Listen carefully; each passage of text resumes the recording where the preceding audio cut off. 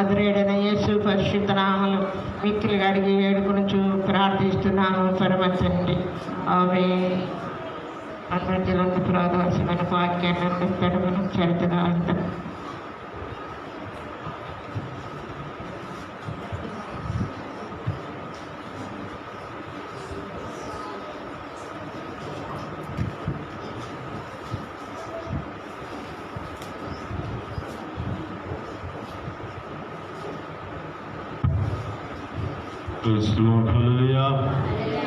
దేవుని యొక్క పరిశుద్ధ నామమునకు వచ్చిన మీ అందరికీ వందనాలు తెలుపుకుంటూ,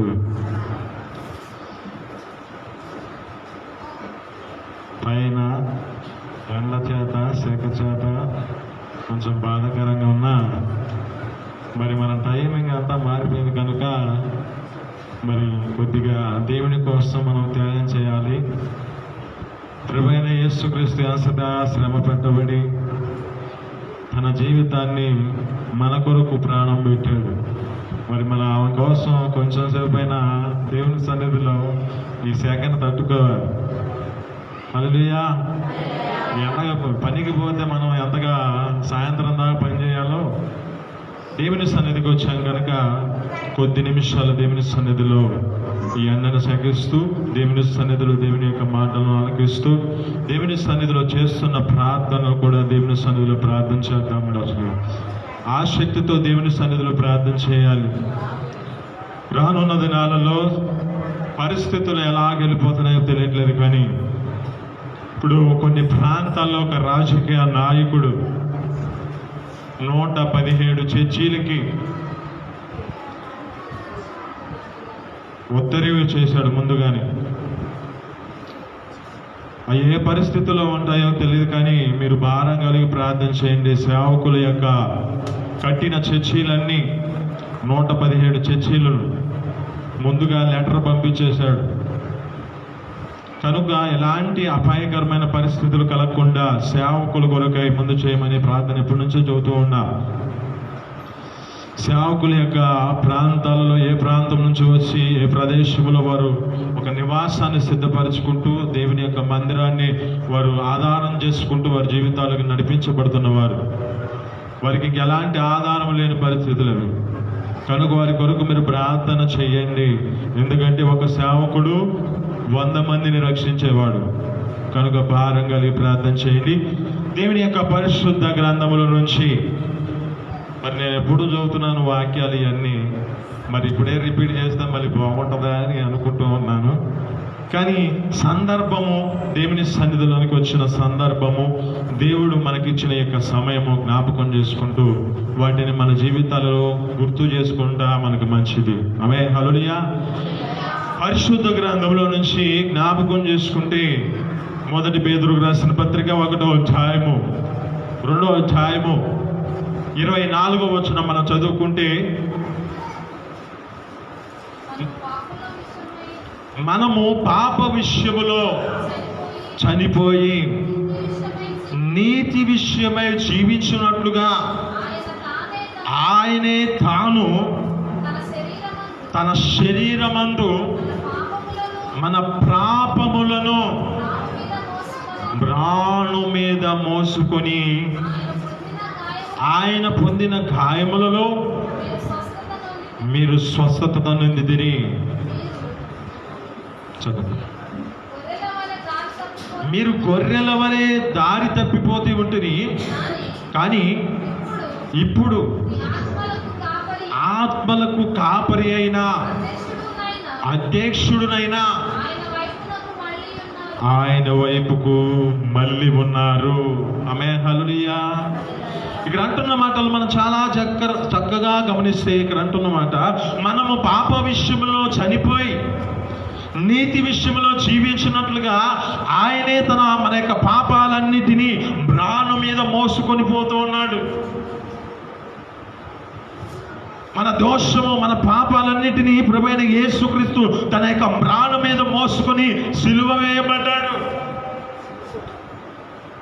ఆయన మ్రాను మీద ఈ విధమైన స్థితిని బట్టి సిలువ వేయబడడానికి కారణం ఏమిటంటే మనకున్న ఈ దోషము, మనకున్న ఈ పాపము నుంచి విముక్తి కలుగుటకై ప్రభువైన యేసుక్రీస్తు ఆయనే మన కొరకు తన యొక్క రక్తాన్ని ఇచ్చినవాడిగా, ఆయనే తనకు మన యొక్క జీవితాలను మన కొరకు ఆయన ప్రాణం పెట్టిన వాడిగా, మార్చబడిన వాడిగా కనబడుతున్నాడు. ఇక్కడ అంటున్న మాట జ్ఞాపకం చేసుకుంటే మనం త్రోవ తప్పిపోతే ప్రభువైన యేసుక్రీస్తు మనకి అధ్యక్షుడుగా, ఆత్మల కాపరి అయిన అధ్యక్షుడుగా మన జీవితాలలో మన యొక్క స్థితిని బట్టి ఇప్పుడు మనల్ని సంరక్షిస్తూ ఉన్నాడు. ఇప్పుడు మనము ఆయన వైపు మళ్ళీ ఉన్నాం. ఆయన గాయాలలో, ఆయన పొందిన గాయాలలో మనకి స్వస్థత ఉన్నదంట. ఆమేన్, హల్లెలూయా. మరి ఈ స్వస్థతను పొందుకునడానికై మనం దేవుని యొక్క సన్నిధిలో దేవుడు చెబుతున్న మాటలు బట్టి, మన యొక్క స్థితిని బట్టి, ఈ పాప విషయంలో చనిపోయినట్లుగా ఆ ప్రభువైన యేసుక్రీస్తు ఎదుటికి వచ్చి నీ జీవితంలో రక్షణ పొందుకొని ఉన్నావా, లేక ఈ రక్షణను నిర్లక్ష్యపరుస్తూ ఉన్నావా? లేఖనాలు చదువుతూ ఉన్న మాటలు బట్టి జ్ఞాపకం చేసుకుంటే మనిషి యొక్క స్థితిని బట్టి పాపము నుంచి విడుదల కలుగుటానికై, ఈ యొక్క మారు మనస్సు అని ఈ యొక్క రక్షణ పొందుకోవడానికై, ఈ బాప్టిజం పొందుకోవడానికై ప్రభువైన యేసుక్రీస్తు మన కొరకు సూచనగా కనబడుతున్నది. ఎలా కనబడుతుంది? బాప్టిజం ఇచ్చిన యోహాను అనేక మందికి అక్కడ ఉన్న ప్రతి ఒక్క పరిస్థితులను బట్టి వారి జీవితాలలో ఒక త్రోవలో సరానం చేయడానికి ఒక మార్గాన్ని చూపించాడు. అక్కడ ఉన్న వారందరూ వచ్చి ఏం చేస్తున్నారంటే తమ యొక్క పాపాల నిమిత్తం మారు మనసు పొంది రక్షణ పొందడానికై బాప్టిజం తీసుకుంటున్నారు. అప్పుడు ఆ సమయంలో కూడా ప్రభువైన యేసుక్రీస్తు వచ్చి అక్కడ, అయ్యా నీ గీయడానికి నేను యోగ్యుడు కాదు అని అంటున్నాడు. కానీ అక్కడ అంటున్నాడు, ఏమంటున్నాడంటే నీతి యావత్తు ఇలా జరగనిమ్ము. ఆమేన్, హల్లెలూయా. ఆయన ఒక మాదిరి చూపించాడు. ఈ మాదిరి ఎందుకు అంటే, ఈ స్థితిలో నీ జీవితం నడవలేని పరిస్థితి ఉంటుంది. ఈ స్థితిలో ఎవరిని చూడాలా అని నడిపించబడుతున్న పరిస్థితి ఉంటుంది. ఎందుకంటే లోకంలో ఉన్న ప్రతి మనిషి యొక్క జీవితాలలో ఏ పరిస్థితిలో ఉన్నారంటే లేఖనాలు చూస్తూ ఉన్నాయి. 3వ అధ్యాయం రోమిలికి రాసిన పత్రిక 11వ వచనంలో జ్ఞాపకం చేసుకుంటే, ఒక్కడునూ లేడు, నీతిమంతుడు ఒక్కడనూ లేడు అని చెబుతుంది. మరి అంటే ఈ లేఖనాలు బట్టి జ్ఞాపకం చేసుకుంటే మనిషి యొక్క జీవితంలో ఏ స్థితిలో ఉన్నారో గమనించుకుంటూ ఉంటే ప్రభువైన యేసుక్రీస్తు నీతి యావత్తు జరిగినట్లుగా నీతిమంతుడిగా ప్రభువైన యేసుక్రీస్తు ఆ యొక్క బాప్టిజం పొందుకొని మనకు ఒక మార్గాన్ని చూపించాడు.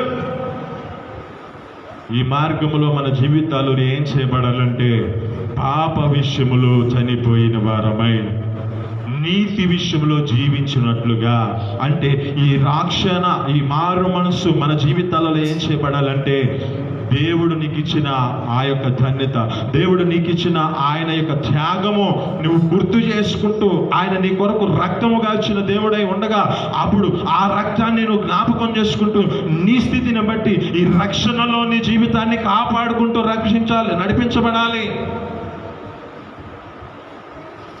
ఆమేన్, హల్లెలూయా. ఇక్కడ ఒక మాట చదువుతూ ఉన్నాను.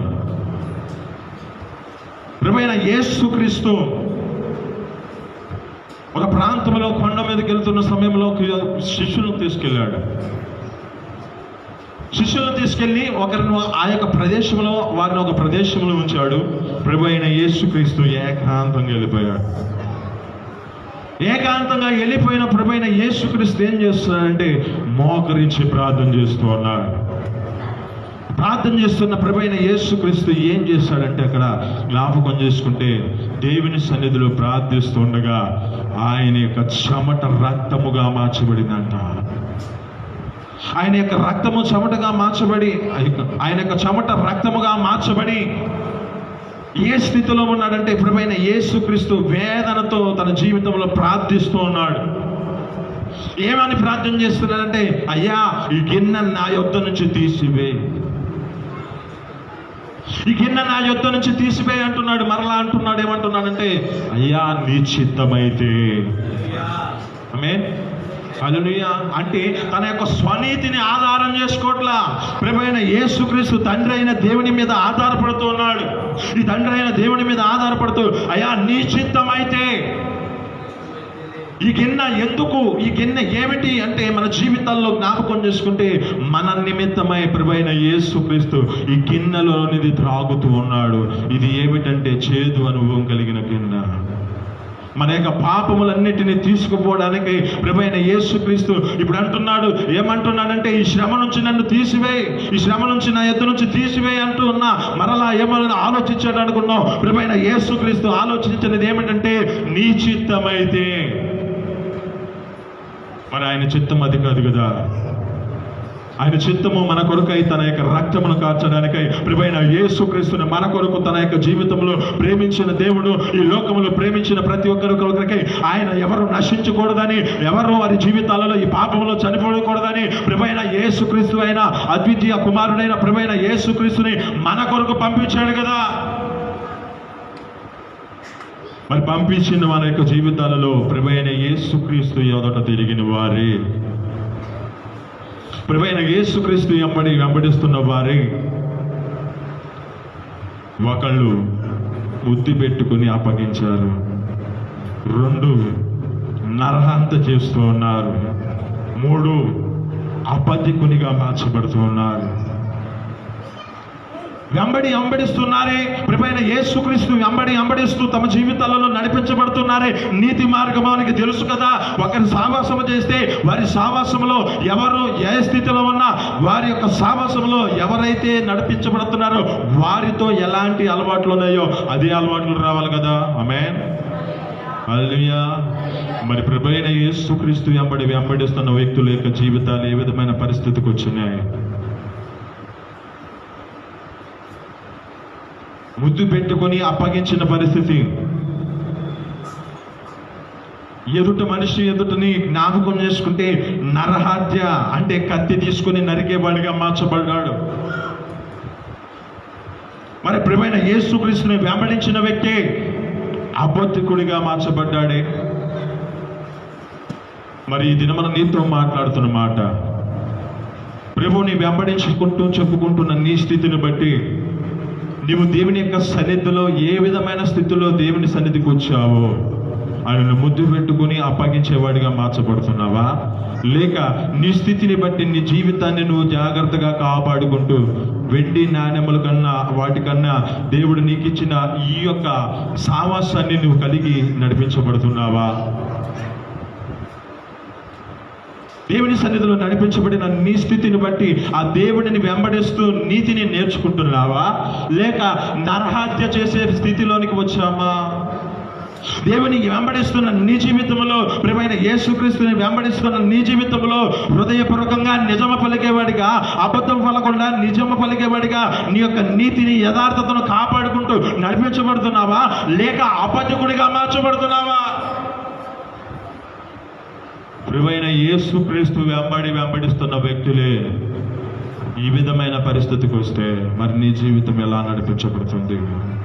నీకోసం ఆయన రక్తాన్ని కాచాడు, ఆయన నీకోసం తన యొక్క ప్రాణాన్ని పెట్టాడు. ఇంతగా ప్రాణం పెట్టిన నీ జీవితంలో ఆయన సన్నిధిలో నీ స్థితిని బట్టి నీతిమంతుడిగా నిన్ను చేశాడే. ఈ నీతిలో నీ జీవితాన్ని కాపాడుకుంటూ నడిపించుకుంటూ ఉంటున్నావా? లేక నీతిని తొలగిపోతున్న పరిస్థితి ఉన్నదా?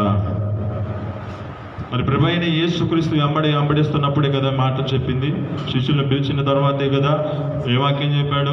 5వ అధ్యాయం మత్తయి సువార్త చదువుకుందాం. అక్కడ అన్న వచనాల్లో జ్ఞాపకం చేసుకుంటే ఎంత మాటలు చదువుతున్నాడో, చక్కటి మాటలు అవి. 5వ అధ్యాయము మొదటి కాడి నుంచి చదవండి. ఆయన జనసమూహం చూసి కొండ ఎక్కి కూర్చుండగా ఆయన శిష్యులు ఆయన ఎద్దుకు వచ్చిరి.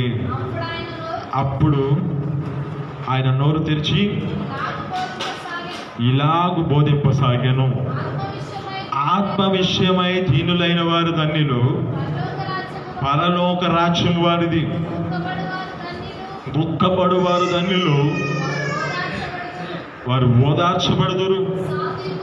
స్వాతికులు ధన్యులు, భూలోకమును స్వాతంత్రించుకొందురు. నీతి కొరకు ఆకలి దప్పిక కలిగిన వారు ధన్యులు, వారు తృప్తి పరచబడుదురు. కనికరము కలిగిన వారు ధన్యులు, వారు కనికరింపబడుదురు.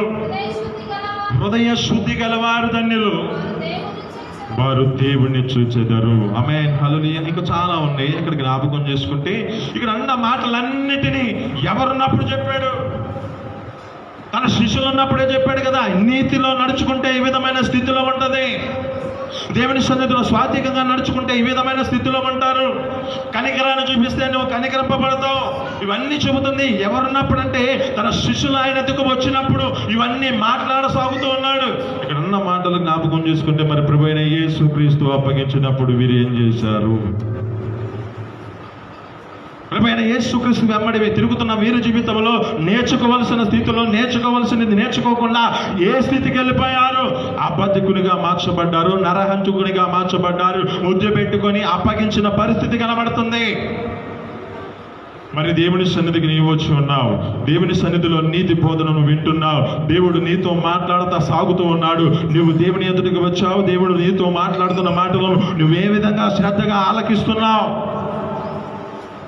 అనుసరించగలుగుతున్నావా? నడిపించగలుగుతున్నావా? దేవుడిని వెంబడిస్తున్న నీ జీవితంలో ఆయన చూపించిన రక్తము, ఆయన నీ కోసం చూపించిన ఆ శిలువ త్యాగాన్ని నువ్వు గుర్తు చేసుకుంటూ ఆ నీతిలో నీ జీవితాన్ని నడిపించుకుంటున్నావా? లేక నీ స్థితిని బట్టి లోక సంబంధమైన స్థితిలోనికి వెళుతూ హంతకుడిగా, అబద్ధికుడిగా, అప్పగించేవాడిగా వెళుతున్న పరిస్థితి? ఆయన నీ కొరకు ప్రత్యేకమైన త్యాగం చేసి ఏమంటున్నాడంటే అక్కడ జ్ఞాపకం చేసుకుంటే ప్రభువైన యేసుక్రీస్తు నేను వెళుతున్నాను, వెళ్ళి మీ కొరకు ఒక నివాసాన్ని సిద్ధపరుస్తున్నాను, ఆ నివాస స్థలంలో మీరు నుండినట్లుగా మీరు మీ జీవితాలలో మీ కొరకు ఒక ఆదరణకర్తను పంపిస్తున్నాను. అయితే మీ స్థితిని బట్టి మీరు మీ జీవితాలను కాపాడుకుంటూ ఆ నీతిలోను యథార్థతలోను నడిపించబడాలి కదా. లేఖనాలు చెబుతున్నాయి. కీర్తనలో 15వ అధ్యాయం 1వ వచనం కాడి నుంచి చదువుకుంటే, చదవద్దు నేను చెబుతాను. యెహోవా నీ గుడారములో అతిథిగా ఉండదగిన వాడు ఎవడు? నీ పరిశుద్ధ పర్వతం మీద నివసింపదగిన వాడు ఎవడను? యథార్థ ప్రవర్తన కలిగి హృదయపూర్వకముగా నిజము పలుకువాడే. అంటే ఇప్పుడు ఈ గుడారములో మన జీవితాలలో ఆయన నివాసం, మన యొక్క జీవితాలలో నివాసం ఇస్తూ ఉన్నాడు. ఆయన నివాసములో నిలిచి ఉండాలంటే యథార్థ ప్రవర్తన కలిగి హృదయపూర్వకంగా నిజము పలుకుతూ కొండెమలాడకూడదు, అబద్ధములాడకూడదు, మన జీవితాలలో పొరుగు వానికి హాని చేయకూడదు, మాట ఇస్తే మాట ప్రకారం జీవించాలి. ఆమేన్, హల్లెలూయా. అట్టి స్థితి మనకు కలుగునుగాక. ఆమేన్. మన జీవితాలలో ఏ విధమైన స్థితిలో ఈ శిష్యుల వల్లే మన జీవితాలలో ఏ స్థితిని బట్టి అప్పగించబడేవారుగా ఉండకుండా ఉండుదుముగాక. ఆమేన్. అలాంటి స్థితిలో మన జీవితాల్లో జ్ఞాపకం చేసుకుంటూ నరహంతకుడి వల్లే తన శిష్యులు నేర్చుకోలేని స్థితిలో ఉండకుండా మనల్ని చేయునుగాక.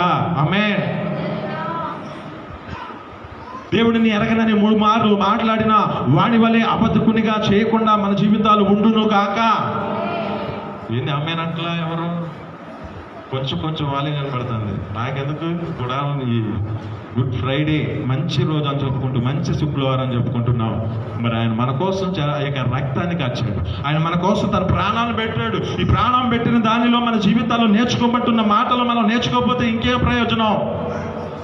కనుక మన జీవితాలలో ఇంటి స్థితిలో మన యొక్క గుడారము ప్రభువైన యేసుక్రీస్తు ఎదుటకు ఆయన నివాసంలోనికి వెళ్ళడానికి మనం ఒక నీతితో నడిపించబడుతూ ఒక అబద్ధకునిగా కాకుండా మన జీవితాలలో హృదయపూర్వకంగా నిజము పలికేవారిగా, అలాగే మన జీవితాల్లో నరహంతకర చేయకుండా, పొరుగువానికి హాని చేయకుండా మన జీవితాలను కాపాడుకుంటూ జీవించుదుముగాక. ఈ మాటలు మీ ఎన్నికలలో దీవించి ఫలించునుగాక. ప్రతి ఒక్కరు మోకరిద్దాం.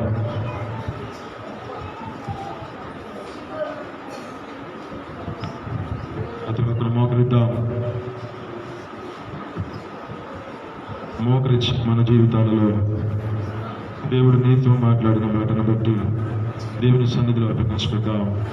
ప్రభువైన యేసుక్రీస్తు తన నీకోసం అంతగా సిలువ రక్తమును కాచి మన పాపాల విషయమై చనిపోయానంటున్నాడు. నీతి విషయంలో మనం జీవించినట్లుగా ఆయన మన పాపాలను శిలువ మానముగా పరవసుకొని పోయానంటున్నాడు.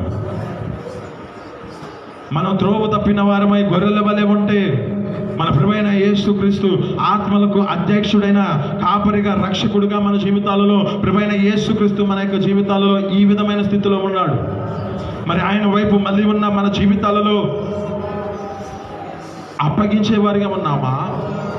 అబద్ధికులుగా మార్చబడుతున్నామా? నరహత్య చేసేవాడిగా మార్చబడుతున్నామా? ఈ స్థితిలో ఉంటే ప్రభువైన యేసుక్రీస్తు చేసిన త్యాగం ఏమైపోతుంది?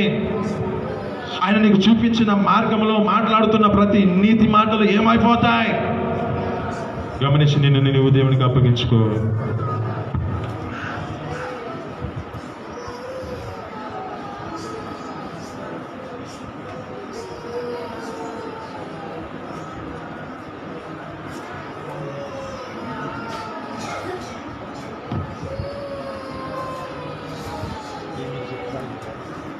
చేసావు